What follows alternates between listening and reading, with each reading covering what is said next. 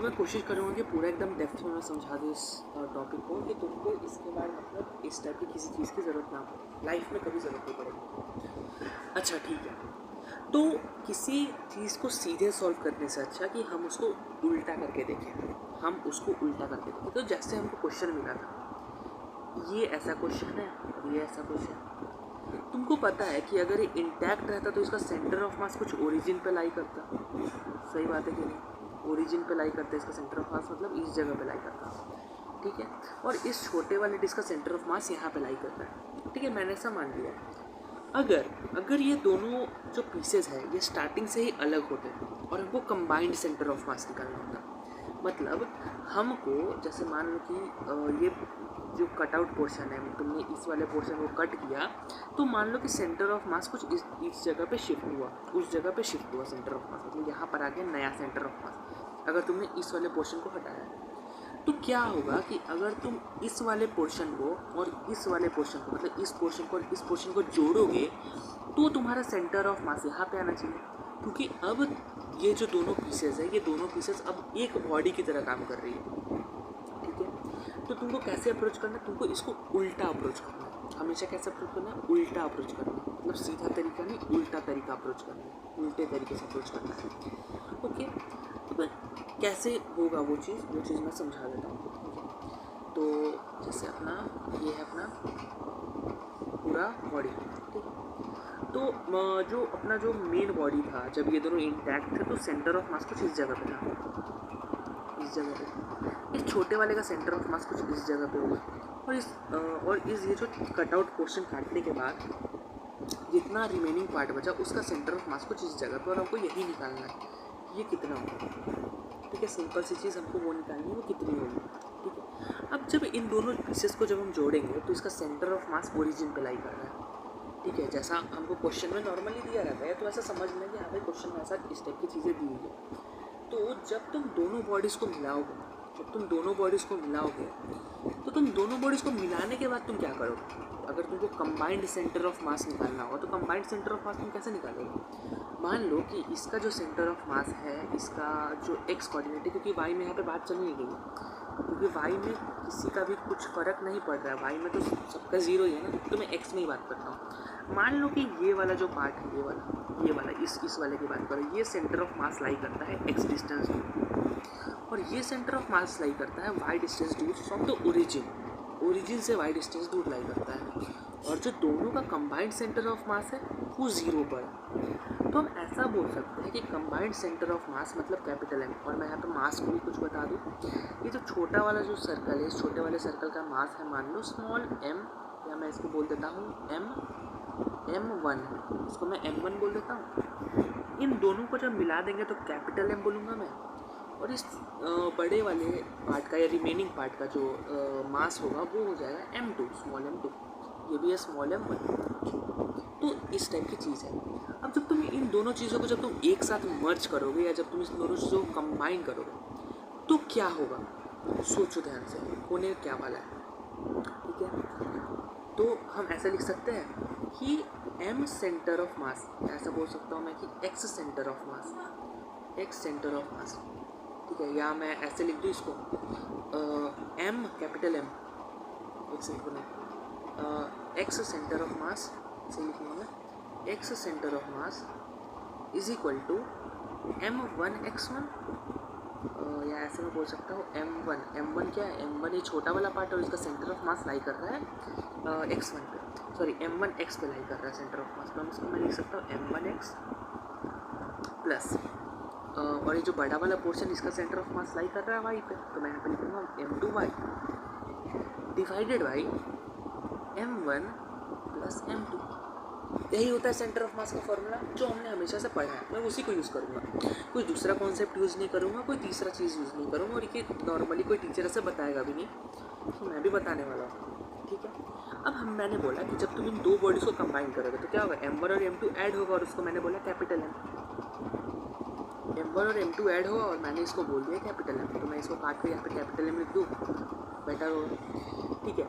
X centre of मास जो है, x centre of मास उसका वैल्यू हो गया M1x plus M2y divided by M, ठीक है। अब इसी चीज़ को जो क्वेश्चंस वाले देते हैं वो हमको उल्टा करके देते हैं। वो क्या करते हैं, वो हमको ये बता देते हैं क्या होगा, वो हमको ये बता देते हैं कि ये क्या होगा, और वो हमको ये बता देते हैं ये क्या होगा। हमको ये भी पता रहता है क्योंकि मतलब इसमें से ये माइनस करेंगे तो ये आ जाएगा, बस हमको ये पता नहीं रहता ये कितना होता है। ठीक है, हमको ये पता नहीं रहता कि ये होता कितना है। इसको कैसे निकालेंगे, बहुत जनरल सा फॉर्मूला दूंगा मैं तुमको, कोई एक्सटेंडेड फार्मूला नहीं होगा। हाँ, फार्मूला यूज़ कर सकते हो, कोई बात नहीं, एक अच्छा फार्मूला भी बन जाता है उसमें, जो क्वेश्चन में सीधा वैल्यूज पुट करके सीधा आंसर निकल जाता है। ठीक है, बट ये जो तरीका होगा ये बेस्ट तरीका होगा मेरे हिसाब से, क्योंकि मैंने भी इसी तरीके से समझा है और मतलब फिज़िक्स काम चलाऊ है मेरे हिसाब से। ओके, समझने की कोशिश करते हैं कैसे। ठीक है, अब मैं क्या करूँगा, इसको मैं यहाँ पे भेजूँ, m को मैं वहाँ पे भेजूँगा तो क्या हो जाएगा, m into X centre of mass is equal to अब मैं इसको लिख सकता हूँ m1x प्लस m2y, ऐसे मैं इसको लिख सकता हूँ। ओके, अब m into X centre of mass is equal to m1x plus m2y, ये हमारा बन गया। हमको निकालना है ये कि ये कितना होने वाला है। मैं यहाँ पर m1x को इधर भेजूँगा, m1x को मैं उधर भेजूँगा तो क्या हो जाएगा, m X centre of mass minus m1x is equal to m2y, यही चीज़ है, m into X centre of mass minus m1x is equal to m2y, यही चीज़ है हमारे पास। ठीक है, और यहाँ पर अब हम इसको मतलब यहाँ पे जो जैसे m2 है, इस m2 को हम यहाँ पे भेजेंगे, इस m2 को हम यहाँ पे भेजेंगे तो y is equal to m into X centre of mass minus m1x divide by m2। हम इस m2 को क्या लिख सकते हैं, ध्यान दो, हम इस m2 को लिख सकते हैं कैपिटल M माइनस m1 लिख सकते हैं कि नहीं, कैपिटल M माइनस m1 लिख सकते हैं, कैपिटल M माइनस m1, और ये हमारा आ गया एक जनरल फार्मूला। ये हमारा आ गया एक जनरल फार्मूला। कैसे भाई, ठीक है, कैसे भाई, कैसे आया जनरल फार्मूला। हमको करना क्या है कि जो बड़ा वाला पार्ट है या जब दोनों को कंबाइन करके जो पार्ट है उसका हमको मास लिखना है और उसको मल्टीप्लाई कर देना है उसके सेंटर ऑफ मास। ठीक है, उसका सेंटर ऑफ मास, या हम ऐसे बोल सकते हैं एक्स सेंटर ऑफ मास, जो उस वाले बॉडी का होगा, मैंने उसको एक्स बोल दिया। ठीक है, उसके बाद हमको उसको माइनस करना है, हमको उसमें से माइनस करना है। जैसे हम दूसरे वाले केस में क्या करते हैं, दोनों को प्लस करते हैं, इस केस में एकदम उल्टा, इस केस में दोनों को माइनस करना है, दोनों चीज़ों को माइनस करेंगे, हमारा आंसर आ जाएगा।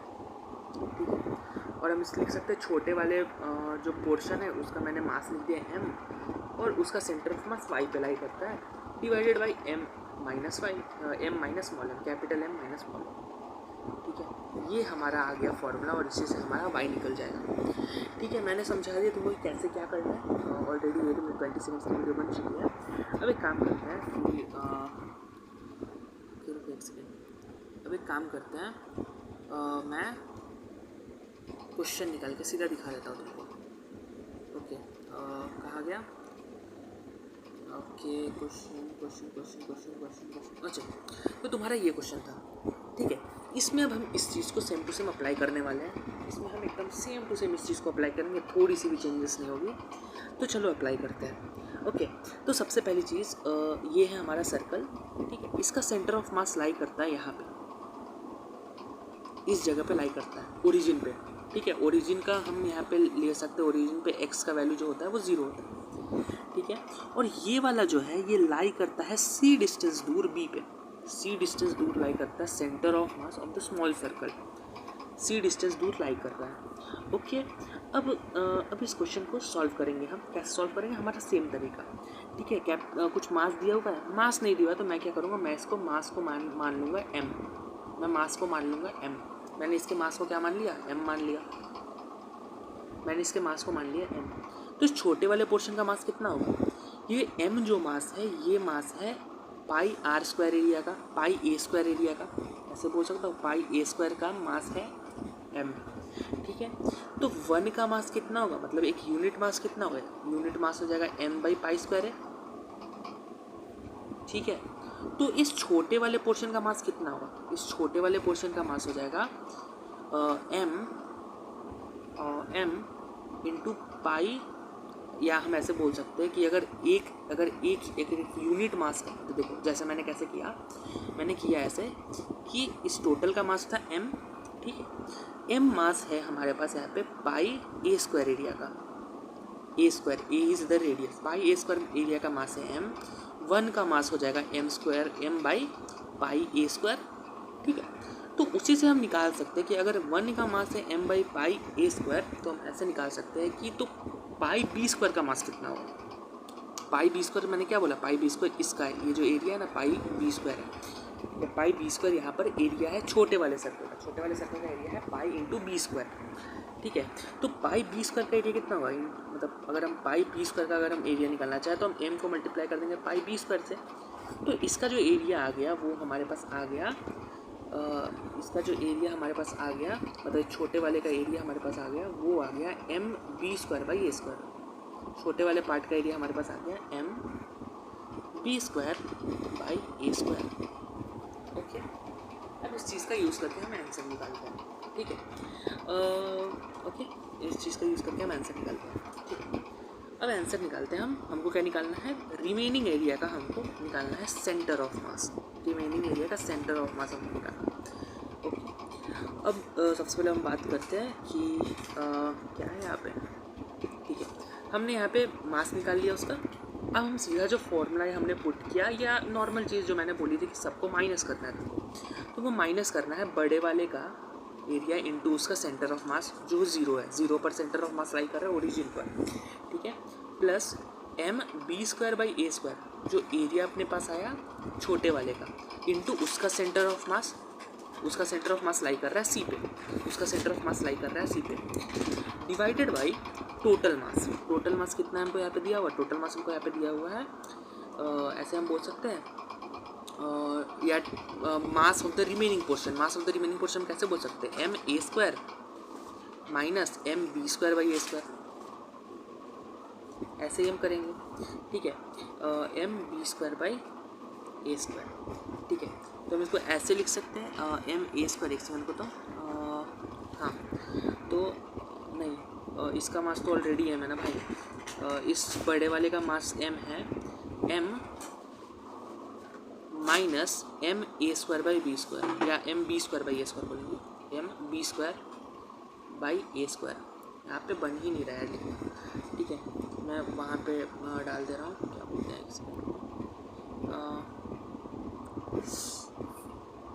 कहा गया,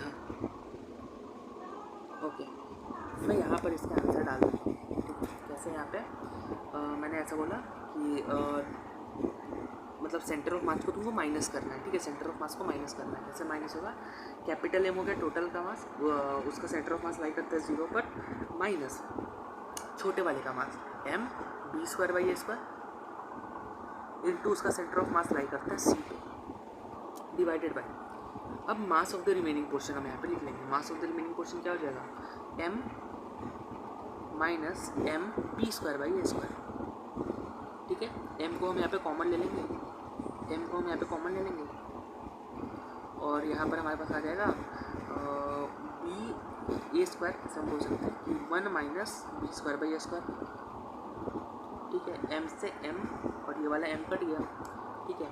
हम इसको वापस से हम क्या लिख सकते हैं, ए स्क्वायर को हम यहाँ पर कॉमन ले लेंगे, मतलब 1 को हम लिख सकते हैं ए स्क्वायर बाई ए स्क्वायर, ठीक है।